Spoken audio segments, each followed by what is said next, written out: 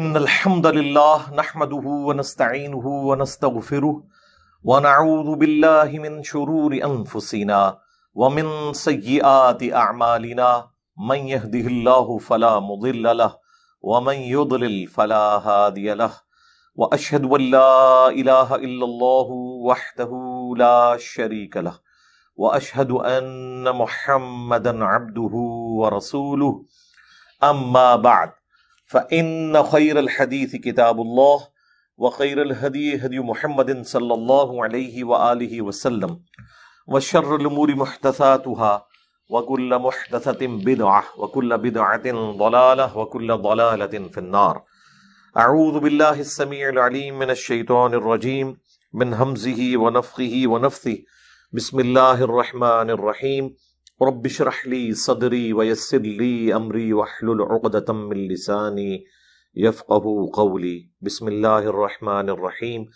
ان الله وملائكته يصلون على النبي يا ايها الذين آمنوا صلوا عليه وسلموا تسليما. اللهم صل على محمد وعلى آل محمد كما صليت على إبراهيم وعلى آل إبراهيم إنك حميد مجيد. اللهم بارك على محمد وعلى آل محمد كما باركت على إبراهيم وعلى آل إبراهيم إنك حميد مجيد. اللهم ربنا آتنا في الدنيا حسنة وفي الآخرة حسنة وقنا عذاب النار. ربنا آتنا من لدنك رحمة وهيئ لنا من أمرنا رشدا. لا إله إلا أنت سبحانك إني كنت من الظالمين. حسبنا الله ونعم الوكيل. يا حي يا قيوم برحمتك أستغيث ولا حول ولا قوة إلا بالله العلي العظيم. آمین. الحمدللہ آج 27 نومبر 2022 کو سنڈے کے دن ہماری یہ قرآن کلاس نمبر 135 کی اسٹوڈیو ریکارڈنگ ہونے جا رہی ہے. آج انشاءاللہ تعالی ہم سورہ التوبہ کی آیت نمبر 25 سے انشاءاللہ سٹارٹ کریں گے. سورہ التوبہ چونکہ ایسی صورت ہے جس کے سٹارٹ میں اللہ تعالیٰ نے بسم اللہ الرحمن الرحیم نہیں رکھی ہوئی، اس لیے میں جب بھی اس کا درس سٹارٹ کرتا ہوں تو صرف اعوذ باللہ پڑھتا ہوں، کیونکہ اعوذ باللہ من الشیطان الرجیم یہ پڑھنا تو واجب ہے قرآن کی تلاوت سے پہلے. سورۃ النحل میں اللہ تعالیٰ نے حکم فرمایا کہ جب بھی قرآن کی تلاوت کرنے لگو فاستعذ باللہ من الشیطان الرجیم، تو پھر اللہ تعالیٰ کی پناہ طلب کیا کرو شیطان مردود کے اگینسٹ. تو اعوذ باللہ من الشیطان الرجیم یہ پڑھنا ضروری ہے. آیت نمبر 25 سے انشاءاللہ آج سٹارٹ لیں گے. اعوذ باللہ من الشیطان الرجیم. لقد نصرکم اللہ فی مواطن کثیرہ، بے شک اللہ تعالیٰ نے کئی مواقع پر جنگی میدانوں میں تمہاری مدد فرمائی ہے. وَيَوْمَ حُنَيْن، اور حنین کے دن تو بالخصوص. اب چونکہ یہ قتال کے حوالے سے صورت ہے تو اس لیے اللہ تعالیٰ نے جو امت محمدیہ صلی اللہ علیہ وآلہ وسلم کا خاصہ ہے یعنی قتال، اللہ تعالیٰ کی طرف سے جو عذاب استیصال ہے کافروں کے اوپر، رسول اللہ کی خصوصیت ہے صلی اللہ علیہ وآلہ وسلم، اس کے حوالے سے مسلمانوں کو موٹیویٹ کرنے کے لیے جو پہلے کی جنگیں ہیں ان کی طرف اشارہ فرمایا کہ اللہ تعالیٰ نے بہت سے مواقع پر تمہاری غیبی مدد فرمائی. غزوہ بدر کے اندر بھی فرمائی فرشتوں کے ذریعے، غزوہ احد کے اندر بھی، غزوہ خندق میں بھی جب ٹھنڈی ہوائیں چلنا شروع ہو گئی. یہ ساری ڈیٹیلز آپ کو وقتاً فوقتاً، غزوہ احد کی تو ہم کمنٹری سورہ آل عمران کی 60 آیات کے اندر کور کر چکے ہیں، غزوہ بدر سورۃ الانفال کے اندر، اور غزوہ احزاب انشاءاللہ تعالی آئے گا سورۃ الاحزاب میں، غزوہ خندق، اور سورہ توبہ میں جو رسول اللہ کی زندگی کا آخری غزوہ ہے صلی اللہ علیہ وآلہ وسلم، غزوہ تبوک، اس کا ذکر ہے. تو اللہ تعالیٰ غزوہ تبوک کے لیے جو مسلمانوں کو تیار فرما رہا ہے، اسی کانٹیکسٹ میں یہ بات ہو رہی ہے کہ اللہ تعالیٰ نے کئی مواقع کے اوپر تمہاری مدد فرمائی، بالخصوص حنین کے دن. یہ جو غزوہ حنین ہے نا، یہ فتح مکہ والے سال ہوا تھا، فتح مکہ کے فوراً بعد، آلموسٹ 3 مہینے کے بعد، اور یہ عرب کی سرزمین پر مشرکین عرب کے خلاف آخری جنگ تھی، فیصلہ کن جنگ۔ ویسے تو فتح مکہ کے بعد ہی مسلمانوں کی دھاک بیٹھ گئی تھی، لیکن ابھی کچھ قبائل باقی تھے جنہیں اپنی جنگی صلاحیتوں کے اوپر ناز تھا، اور وہ رسول اللہ کی بیعت کرنے کے لیے تیار نہیں ہوئے، ورنہ اکثریت نے تو نبی علیہ السلام کا غلبہ قبول کر لیا تھا۔ بعض نے ایز اے پیغمبر کیا، بعض نے ایک وار لارڈ کے طور پر، کہ ایک ایسا جنگجو ہے قبیلے کا سردار جس نے تمام قبائل کو سرنگوں کر دیا۔ اور اسی کا ذکر آیا، اذا جاء نصر اللہ والفتح ورأیت الناس يدخلون فی دین اللہ افواجا، بے شک اللہ تعالیٰ کی طرف سے فتح آ پہنچی اور تم دیکھ رہے ہو کہ لوگ گروہ در گروہ دین میں داخل ہو رہے ہیں۔ اور وہ گروہ در گروہ لوگ رسول اللہ کے اس غلبے کی وجہ سے آپ کی بیعت کر رہے تھے، لیکن اب رسول اللہ کے کیس میں صلی اللہ علیہ وآلہ وسلم آپ صرف ایک قبیلے کے سردار یا جنگجو کی حیثیت سے نہیں تھے، بلکہ اللہ کے پیغمبر بھی تھے، لہذا بیعت اس زمانے میں بھی ہوتی تھی، بڑے سرداروں کی بیعت لوگ کرتے تھے، ان کے پیچھے چلنے والے۔ اب رسول اللہ کی بیعت ظاہر ہے وہ پھر ایک پیغمبر کو ماننا بھی، اللہ کی توحید کا اقرار کرنا بھی ہوتا تھا۔ اسی لیے اعراب کے بارے میں سورہ الحجرات میں آیا کہ یہ پینڈو بادیہ نشین اعرابی لوگ کہتے ہیں کہ ہم ایمان لے کر آئے ہیں، تم فرماؤ تم ایمان نہیں لے کر آئے، اولو اسلمنا، بلکہ کہو ہم اسلام لے کر آئے، ایمان تو ابھی تمہارے دلوں میں داخل ہی نہیں ہوا۔ جب تک تم اسلام کو پریکٹس نہیں کرو گے اس وقت تک کنوکشن والا ایمان تمہارے اندر پیدا نہیں ہوگا کہ یہ کوئی جنگجو نہیں ہے، اگرچہ جہاد اور قتال بھی اسلام کا حصہ ہے، لیکن یہ ایز اے لاسٹ ریزارٹ ہے، اصل میں تو یہ اللہ کے پیغمبر ہیں، یہ تمہاری آخرت کی ہدایت کے لیے بھیجے گئے ہیں، آخرت کی ہمیشہ کی کامیابیوں کے لیے۔ تو حنین کے موقع کے اوپر 2 بڑے جو قبائل عرب کے تھے، حوازن اور ثقیف، بنو ثقیف، جو طائف کے اندر ایک بڑا قبیلہ تھا جنگجو، ان لوگوں نے اپنی آخری کوشش کی کہ یہ بھی مسلمانوں کو کسی طریقے سے کاؤنٹر کریں۔ یہ اپنا لشکر لے کر آئے، اور ان سے تعداد میں بڑا لشکر تھا مسلمانوں کے پاس، 12,000 کا لشکر۔ یہاں تو اشارتاً گفتگو آئے گی، میں اس کا پورا آپ کو پس منظر بتا رہا ہوں۔ بخاری مسلم دونوں میں حدیث ہے کہ جب قبیلہ حوازن کے لوگوں نے تیر چلانے شروع کیے تو مسلمانوں کا کافی نقصان ہوا، اور وہ پشت پھیر کر بھاگے، یہاں پہ بھی ذکر آ جائے گا۔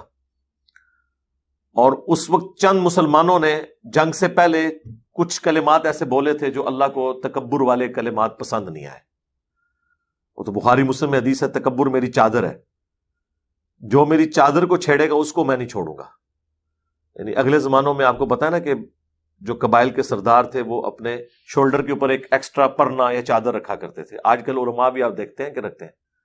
اب کوئی عالم دین جا رہا ہو جس نے یہاں پرنا رکھا ہو، آپ جا کے ایسے کھینچیں اس کا پرنا تو آپ دیکھیں اس کا غصہ آسمانوں پہ جائے گا۔ تو یعنی ایک ٹریڈیشن تھی، تو وہ عرب کے لوگوں کو اس بات کو سمجھانے کے لیے بات کی گئی کہ یہ تکبر میری چادر ہے، اس کو جو ہاتھ ڈالے گا اس کو میں نہیں چھوڑوں گا۔ بخاری مسلم میں حدیث ہے کہ جس کے دل میں رائی کے دانے کے برابر بھی تکبر ہوگا نا، تو اللہ کے نبی علیہ السلام فرماتے ہیں کہ وہ پھر جنت میں نہیں جائے گا، سیدھی سی بات ہے۔ تو یہ بڑا کریٹیکل ایشو ہے تکبر کے حوالے سے۔ اب وہ تکبر پر مبنی کچھ جملے انہوں نے بول دیے۔ انہوں نے کہا کہ بدر میں ہم کم تھے، اس وقت غالب آئے تھے، آج تو ہماری تعداد بھی زیادہ ہے، آج ہم کافروں پر غالب آئیں گے۔ یعنی جیسے ہی ریسورسز بڑھے، اسباب بڑھے، مسبب الاسباب کا کنسیپٹ پیچھے چلا گیا، اور ہوں ایک پیغمبر کے ساتھی، پیغمبر کی صحبت نصیب ہو، قرآن ان کی موجودگی میں نازل ہو رہا ہو، اور پھر ان کی زبان سے ایسے جملے نکلیں، مجھے اور آپ کو تو معافی کی کوئی گنجائش نکل سکتی ہے، ان کے لیے کوئی معافی نہیں۔ ہاں، جن کے رتبے بلند ہوتے ہیں نا، ان کے امتحان بھی اسی حوالے سے سخت ہوتے ہیں۔ بس پھر اللہ تعالیٰ نے جو ذکر کیا کہ وہاں پھر تمہیں بھاگنے کی جگہ بھی نہیں ملی، زمین تنگ ہو گئی تمہارے اوپر۔ صرف 80 لوگ رسول اللہ کے ساتھ رہ گئے صلی اللہ علیہ وآلہ وسلم۔ 12,000 میں 80 کچھ بھی ہیں تیرے محبوب کی امت سے ہیں، حرمت رسول پر جان بھی قربان ہے۔ جو اوریجنل تھے نا یہ اس پیکج کے لینے والے اور دعویٰ کرنے والے، جو واقعی جن کو یہ دعویٰ جچتا تھا حرمت رسول پر جان بھی قربان ہے، ان 12,000 میں سے بھی صرف 80 بندے حضور کے ساتھ رہ گئے. نبی علیہ السلام نے میدان نہیں چھوڑا. یہ وہ موقع تھا جہاں پتہ چلا کہ رسول اللہ واقعی ٹیم لیڈر بھی ہیں، اللہ کے پیغمبر ہیں، اور انہیں اللہ پر یقین ہے کہ فتح میرا مقدر ہے اور کنوکشن ہے. ورنہ عموماً آپ دیکھتے ہیں کہ سردار کبھی ایسے موقع پہ لیڈ کرنے کے بجائے پیچھے بیٹھتے ہیں. وہ کہتے ہیں پہلے سارے مر جائیں تو اینڈ پہ میری باری ہے. اور نبی علیہ السلام جو ہے وہ آگے بڑھ رہے ہیں، 80 کا لشکر صرف آپ کے ساتھ ہے. اور اسی میں آپ کے ایک چچا زاد بھی تھے، ابو سفیان. ایک ابو سفیان وہ ہیں جو حضرت معاویہ کے والد ہیں، یہ وہ ابو سفیان نہیں ہے. اچھا، وہ حالانکہ پورا نام ان کا بخاری مسلم میں لکھا ہوا ہے، لیکن وہ بخاری میں جب حدیث آتی ہے ترجمہ کرتے ہوئے صرف حضرت ابو سفیان رضی اللہ عنہ لکھا ہوا ہے. وہ بنو امیہ کی خدمت کرنے کے لیے نا، تاکہ پتہ چلے کہ اس سے مراد وہ ہیں. وہ نبی علیہ السلام کے خچر کی مہار پکڑے ہوئے تھے اور وہ آگے آگے چل رہے تھے، اور نبی علیہ السلام رجز پڑھ رہے تھے. ایسے اردو میں ہم رجز بھی بول دیتے ہیں، یہ اس کا پراپر جو پروننسیشن ہے رجز، یعنی جنگی سلوگنز بولنا، جنگی ترانہ، یہ ایسے جملے جو جوش بڑھانے کے لیے بولے جاتے ہیں. تو نبی علیہ السلام رجز پڑھ رہے تھے. انا النبی لا کذب انا ابن عبد المطلب، میں نبی ہوں، اس میں کوئی شک ہی نہیں، میں عبد المطلب کا بیٹا ہوں. اب عبد المطلب رسول اللہ کے دادا تھے، بنو ہاشم کے سردار تھے، اور سارا عرب ان سے واقف تھا، ان کی بہادری سے بھی اور خدا پر جو کامل یقین تھا. جو ابراہ کو انہوں نے کہا تھا کہ یہ اونٹ تو میرے حوالے کر، کعبہ جس کا ہے وہ اس کی حفاظت خود کرے گا. تو رسول اللہ صلی اللہ علیہ وآلہ وسلم نے یہ رجز پڑھا فی البدی، یعنی سمجھ لیں شعر کی فارم میں ہم وزن. ویسے تو آپ شاعر نہیں تھے، لیکن عرب کے لوگ عام گفتگو میں بھی چونکہ فصیح اللسان تھے، ان کی زبان کی عام گفتگو بھی بڑی ردیف اور قافیوں کے ساتھ ملی ہوئی ہوتی تھی. اسی لیے قرآن میں اللہ تعالیٰ نے اس ریلیشن شپ کو پرفیکٹ نہیں رکھا، ورنہ اللہ کے لیے کوئی مسئلہ تھا کہ ایک طرح کی نپی تلی آیات نازل ہوتی. ایسا نہیں کیا. وہ آزاد نظم والا سٹائل ہے، کوئی مصرع بہت بڑا ہے، کوئی چھوٹا ہے، کہیں ملتے ہیں الفاظ کہیں نہیں ملتے، اچانک ایک اور ٹون شروع ہو جاتی ہے. ہم وزن بھی نہیں، بعض صورتیں بہت ہم وزن ہے. الرحمن علم القرآن خلق الانسان علمہ البیان، اس طرح بھی ہے. لیکن نہیں بھی ہے. اب سورۃ الفاتحہ ہے، الحمدللہ رب العالمین، عالمین کے اینڈ پہ نون آتی ہے، لیکن الرحمن الرحیم میم آتی ہے. مالک یوم الدین، پھر نون آ گئی اینڈ پہ. ایاک نعبد و ایاک نستعین، اب میم نہیں آئی، پھر دوبارہ نون آ گئی. تو ہم وزن ہے کسی حد تک، لیکن یہ اس طرح نہیں ہے. وما علمناہ الشعر وما ينبغی لہ، ہم نے نبی کو شعر کہنا نہیں سکھایا، اور نہ یہ ان کے شان شان ہے. ورنہ لوگ تو کہتے ہیں کہ جس طرح اور عرب کے بڑے بڑے شاعر ہیں، یہ بھی ایک شاعر ہے. کلام بھی جاندار، سٹائل بھی اس کا پیورلی وہی ردیف اور کافیوں کا ہم وزن ہونے والا نہیں، لیکن کسی حد تک ردم ہے. اس ردم کی وجہ ہی سے اس میں ٹیسٹ بھی ہے، اور اسی کی وجہ سے اس ٹائم لوگ اسے کریم بھی کرتے تھے، زبانی یاد بھی رکھتے تھے، اس کا وہ ٹیسٹ فیل کرتے تھے. اگر وہ ٹیسٹ نہ ہوتا نا تو قرآن کبھی بھی طرز لگا کے نہ پڑھا جا سکتا، اگر بالکل نثر کے انداز میں ہو. یہ جو آپ قرآ حضرات کی اتنی خوبصورت تلاوت سنتے ہیں جس میں وہ مختلف طرزیں لگاتے ہیں، اور یہ پسندیدہ ہے. بخاری میں حدیث ہے جو قرآن کو ترنم سے نہ پڑھے وہ ہم میں سے نہیں. اور بخاری مسلم دونوں میں حدیث ہے کہ اللہ تعالیٰ سب سے زیادہ متوجہ ہو کر وقت کے پیغمبر کی تلاوت سنتا ہے جب وہ اللہ کی کتاب سے تلاوت کرتا ہے. یعنی اللہ کو بھی پسند ہے کہ کوئی ترنم کے ساتھ قرآن پڑھے، تو یہ بڑا پسندیدہ عمل ہے.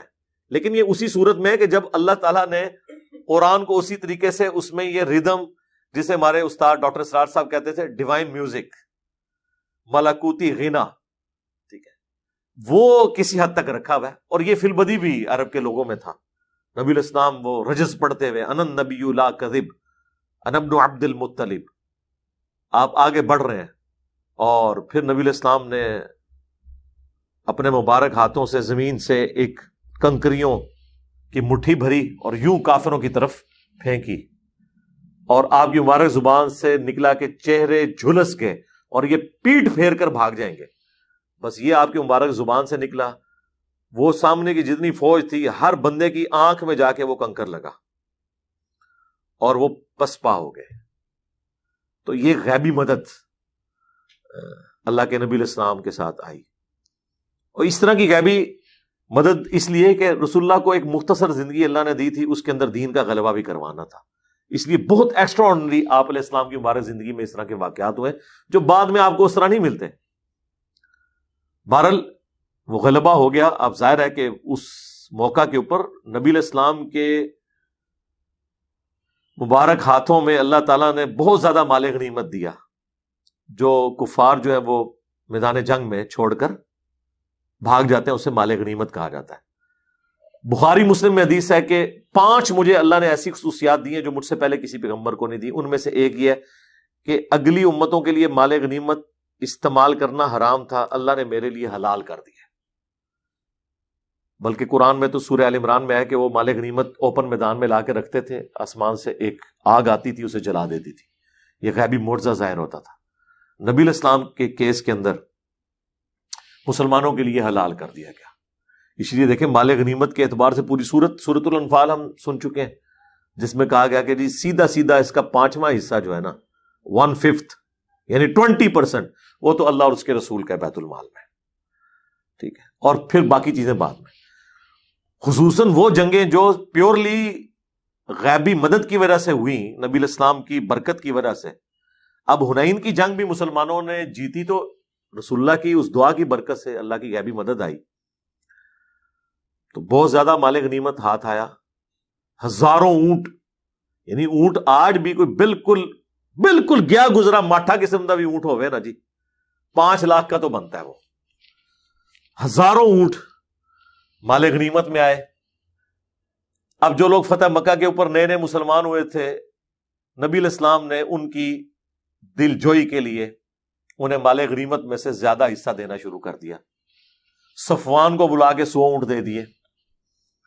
جس شخص نے رسول اللہ کی قتل کی سازش کے لیے بندہ مقرر کیا ہوا تھا، وہ تو میں نے سورہ توبہ کے آغاز میں ہی تعارف میں بتایا تھا، وہ تو پھر اللہ نے مرزانہ طور پر نبی علیہ السلام کو بتا دیا تو وہ شخص مسلمان ہو گیا، اور فتح مکہ پہ اسی نے صفوان کو امان لے کے دی اور اسلام قبول کر لیا. ابو سفیان کو 100 اونٹ دے دیے، بالکل اینڈ پہ مسلمان ہوئے تھے. اب ظاہر ہے جو نوجوان ہوتے ہیں جذباتی قسم کے لوگ، وہ تو پھر ایک اپنی سائیکی رکھتے ہیں. کچھ انصار مدینہ تھے، نوجوان ٹین ایجرز، انہوں نے آپس میں گفتگو کرتے ہوئے یہ کہہ دیا کہ ابھی تو قریش کا خون ہماری تلواروں سے ٹپک رہا ہے.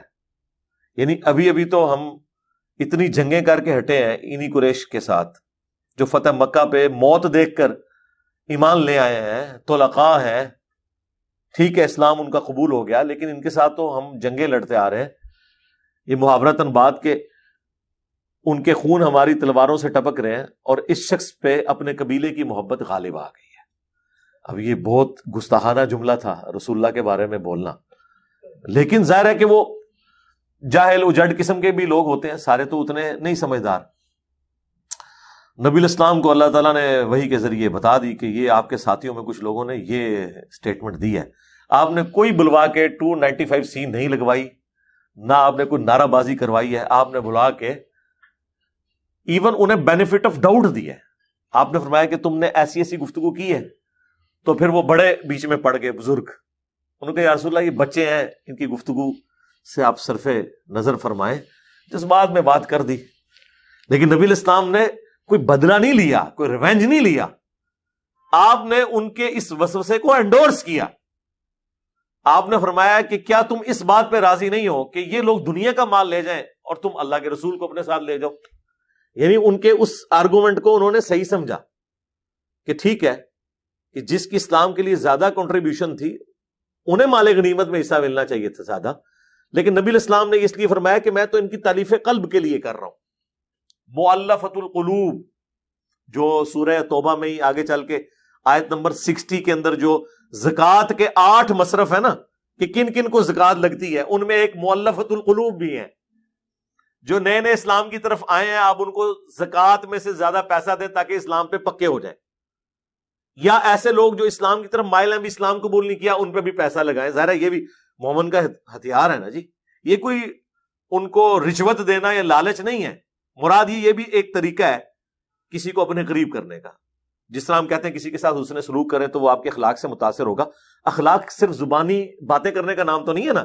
کسی پہ پیسہ لگائیں یہ بھی تو اخلاق ہے نا. ایک بندے کی ایک وقت کوئی ضرورت ہے اور آپ اس کی ضرورت پوری کر دیتے ہیں جبکہ آپ خود بھی اس قابل ہیں کہ اس کی ضرورت پوری کر سکتے ہیں، تو صرف کسی کے سامنے بیٹھ کے دو میٹھے بول دینا ہی حسن اخلاق نہیں ہے. اس سے بڑا حسن اخلاق یہ ہے کہ آپ اس کے اوپر پیسہ لگائیں.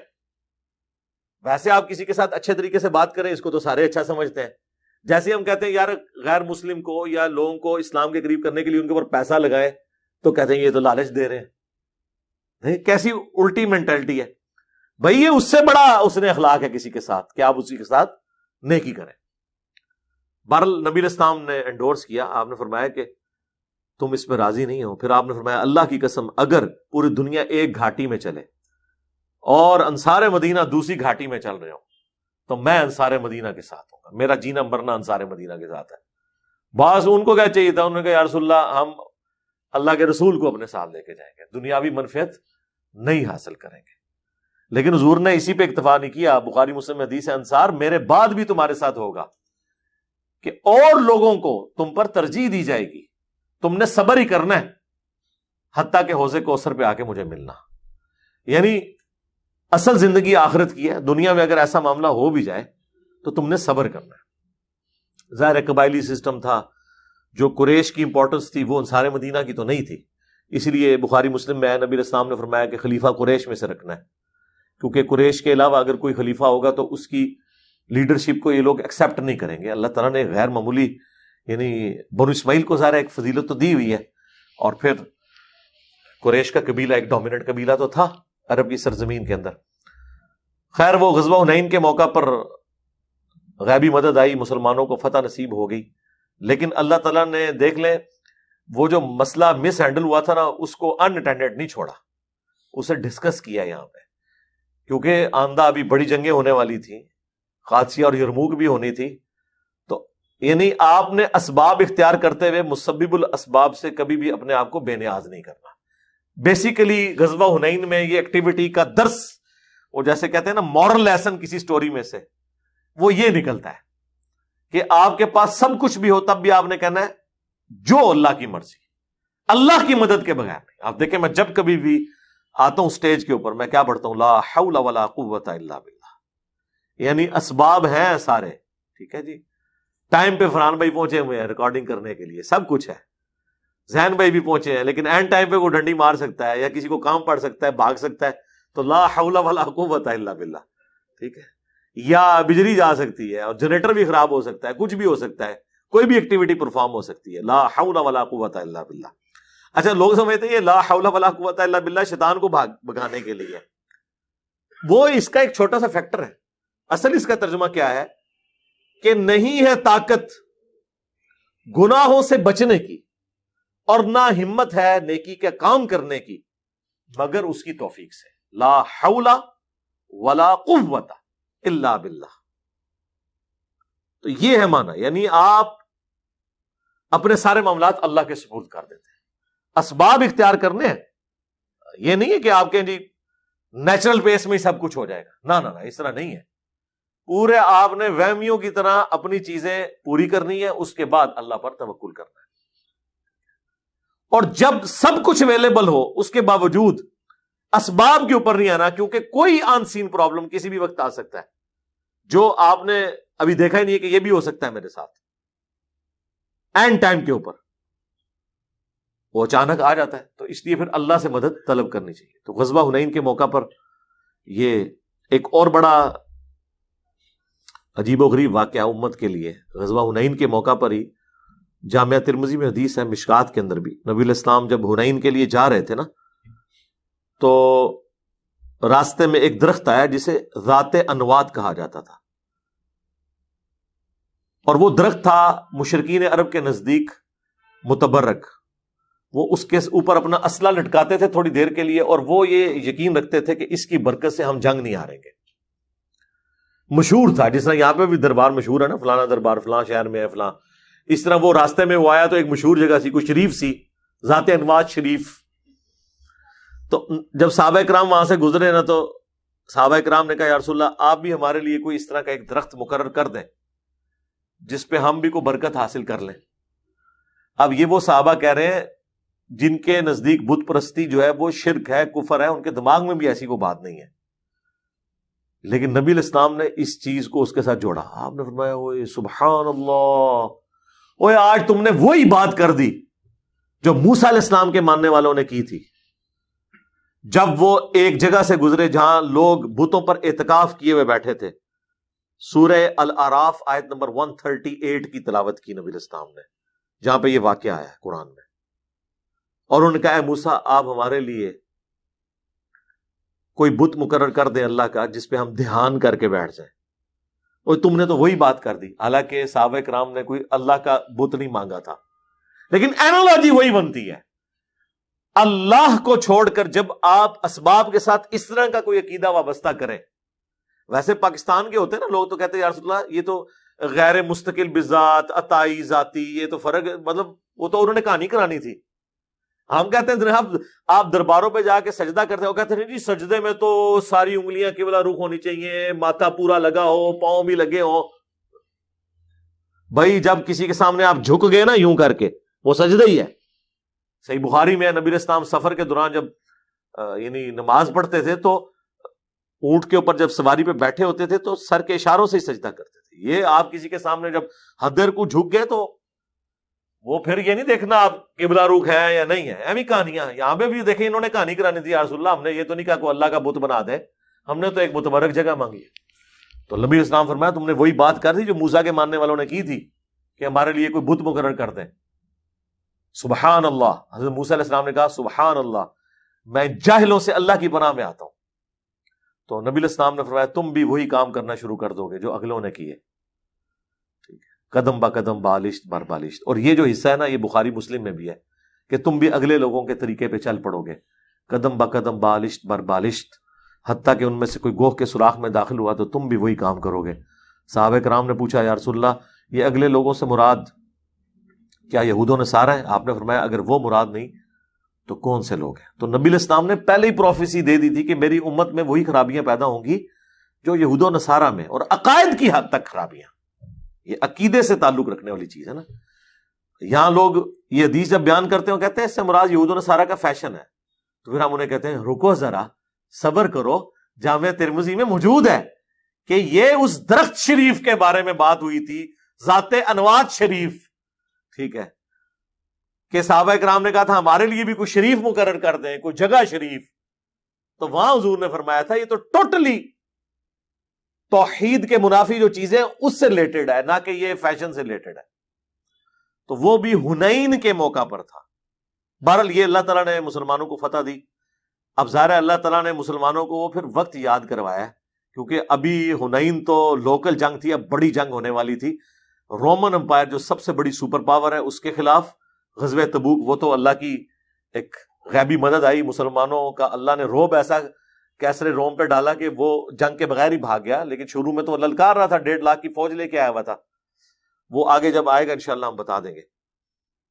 وَيَوْمَ حُنَيْن، اور حنین کے دن، اِذْ أَعْجَبَتْكُمْ كَثْرَتُكُمْ، جب تمہاری کثرت نے تمہیں گھمنڈ میں ڈال دیا، فَلَمْ تُغْنِ عَنْكُمْ شَيْئًا، پس تمہیں اس کثرت نے کوئی فائدہ نہیں پہنچایا، وَضَاقَتْ عَلَيْكُمُ الْأَرْضُ بِمَا رَحُبَتْ، اور زمین وسعت کے باوجود تم پہ تنگ ہو گئی، تمہاری تعداد زیادہ، اللہ کے نبی تم میں موجود، سارے حالات و واقعات اسباب کے اعتبار سے فیوریبل، لیکن بھاگنے کی جگہ نہیں پھر ملی تمہیں۔ ثُمَّ وَلَّيْتُمْ مُدْبِرِينَ، پھر تم مڑے پیٹ پھیرتے ہوئے بھاگ گئے، زمین تنگ ہوگی، جب اللہ کی مدد اٹھ جائے گی تو پھر تو آپ کے ساتھ یہی ہوگا۔ پھر اللہ تعالیٰ کی شفقت، رسول اللہ کی برکت سے صلی اللہ